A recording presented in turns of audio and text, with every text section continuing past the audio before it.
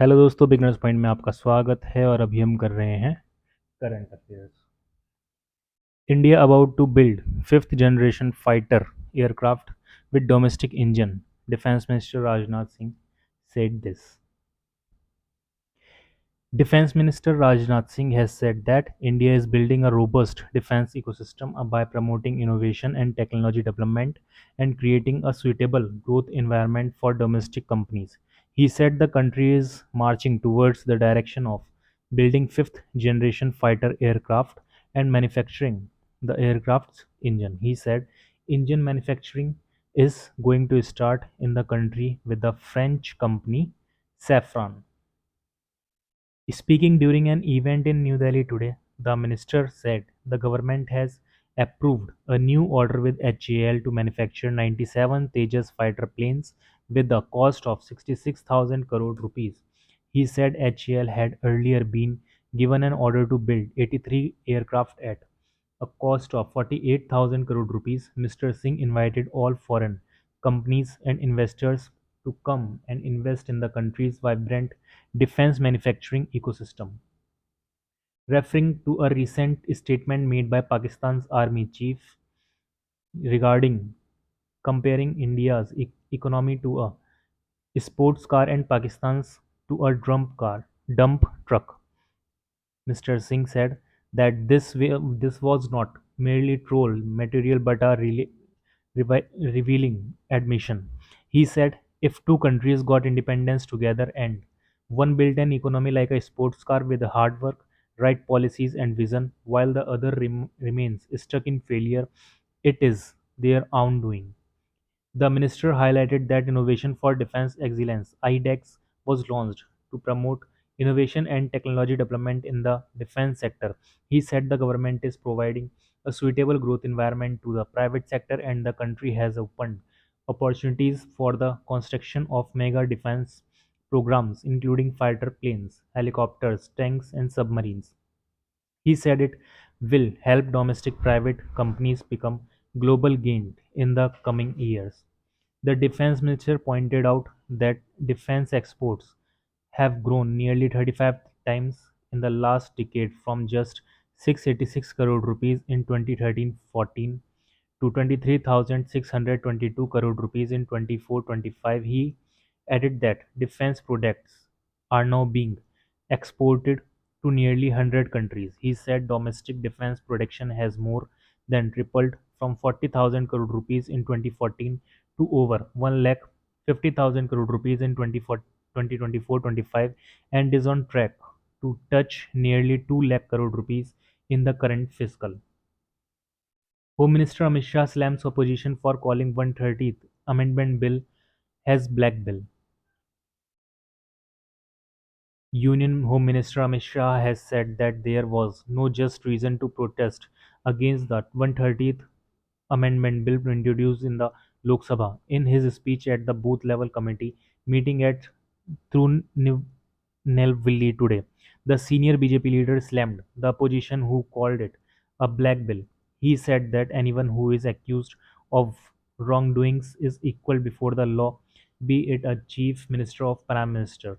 He told that Khasi Tamil Sangam and Swarashtra Tamil Sangam was introduced by Prime Minister Narendra Modi to highlight the importance of people of Tamil Nadu. The Home Minister said that through Operation Sindhu, terrorist hideouts were targeted and eliminated, and also through Operation Mahadev, the terrorists in the homeland were eliminated.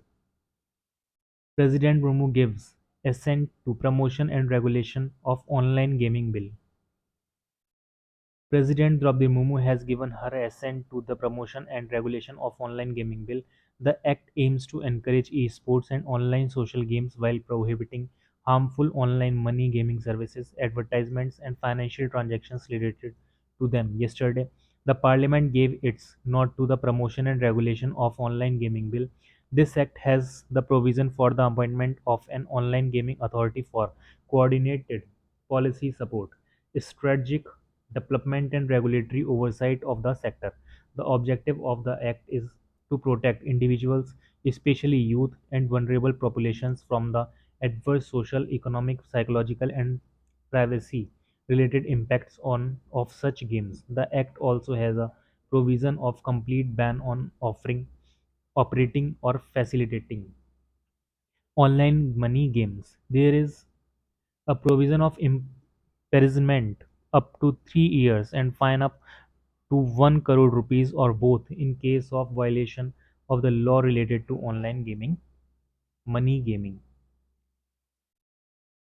West Bengal PM Modi lays foundation stone of various development projects, takes metro ride in Kolkata. Prime Minister Narendra Modi laid the foundation stone and inaugurated various development projects worth over 5,200 crore rupees in Kolkata, West Bengal this evening. He said that Kolkata holds a significant place in both the history and future of India. Addressing a gathering, he stated that as India progresses towards becoming the world's third largest economy, Dum Dum and Kolkata plays a vital role among key cities. He noted that before 2014, the country had only 250 kilometers of metro routes, which has now expanded to over 1,000 kilometers. Prime Minister Narendra Modi inaugurated and flagged off three metro services, namely Naupara, Jai Hind, Bhiman Bandar in Yellow Line, Belgata, Hemanta Mukhopadhyay in Orange Line, and Sealdah Splendid in Green Line in Kolkata today. He also took a metro ride from the Jessore Road metro station to Jai Hind Bhim Bandra Bandar in Naupara Jai Hind Bhim Bandra Yellow Line section. The three new metro routes will not only save travel time but also enhance connectivity. Prime Minister Narendra Modi to discuss a special strategic partnership during Japan visit will attend SCO summit in China. Prime Minister Narendra Modi will visit Japan from 29th to 30th of this month to participate in the 15th India-Japan Annual Summit. This will be Prime Minister Modi's eighth visit to Japan and the first summit with Prime Minister of Japan Shigeru Ishiba. During the visit, the two prime ministers will review the special strategic and global partnership between India and Japan, including defense, security, trade and economy, technology and innovation. They will also discuss issues of regional and global importance. In the second leg of his visit, Prime Minister Narendra Modi will travel to China from 31st August to 1st September 2025 to attend the Shanghai Cooperation Organization Summit in Tianjin. On the sidelines of the summit, Prime Minister Modi is expected to hold bilateral meetings with several leaders attending the summit. India has been a member of SCO since 2017. It held the presidency of the Council of Heads of State of SCO during 2022-2023. National Space Day being celebrated across the country today. The second National Space Day is being celebrated across the country today. The day commemorates the successful soft landing of the Chandrayaan-3 missions Vikram lander and the deployment of the Pragyan rover of the moon on 23rd of August 2023. On this day, 2023, the Chandrayaan-3 mission accomplished the safe and soft landing of the Vikram lander on the lunar surface. With this, India became the fourth country to land on the moon and the first to land near the southern polar region of the moon. The soft landing was followed by successful deployment of the Pragyan rover. The landing site was named Shiv Shakti Point. To honor this achievement, the Government of India officially declared August 23rd as National Space Day. The theme for this year's celebration is Aryabhata to Gaganyaan, Ancient Wisdom to Infinite Possibilities. As part of the celebrations, Indian Space Research Organization (ISRO) hosted the National Space Meet 2.0 in New Delhi yesterday. The meet brought together several ministries, private stakeholders, academia, startups, and experts to shape the next decade of India's space applications roadmap. It featured 10 breakout sessions that engaged hundreds of experts who, over the past 4 months, worked closely with ministries, departments, state governments, and ISRO to identify hundreds of use cases for immediate and future implementation. No order issued to lift ban on TikTok in India government. The government yesterday clarified that no order has been issued to lift the ban on TikTok in India. Sources from the Ministry of Electronics and Information Technology said that any such statement or news that claims the unblocking order to TikTok in India is false and misleading. The clarification came amid reports of users being able to access TikTok's website homepage in India. PM Modi to embark on 4-day visit to Japan and China from 29.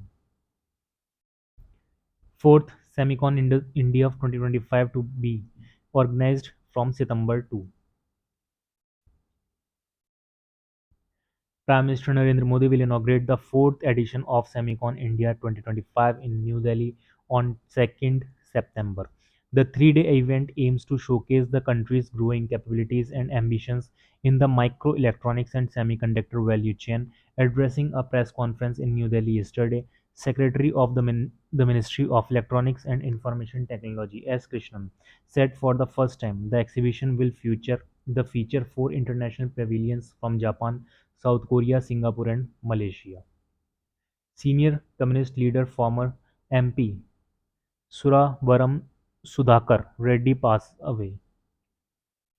Senior Communist leader and former MP Suravaram Sudhakar Reddy passed away in Hyderabad late last evening while undergoing treatment at private hospital in the city. He was 83, a stalwart of the Communist Party of India (CPI).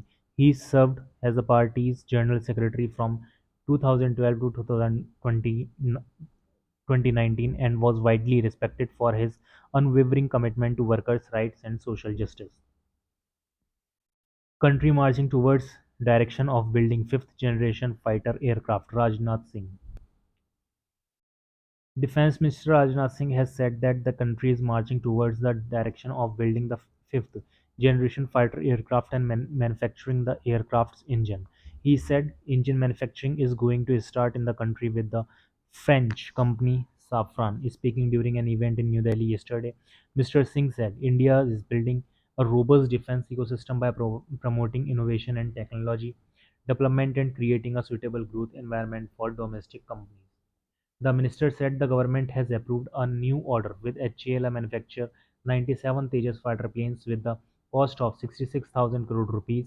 He said HAL had earlier been given an order to build 83 aircraft at a cost of 48,000 crore rupees. Mr. Singh invited all foreign companies and investors to come and invest in the country's vibrant defense manufacturing ecosystem, referring to a recent statement made by Pakistan's army chief regarding comparing India's economy to a sports car and Pakistan's to a dump truck. Mr. Singh said that this was not merely troll material but a revealing admission.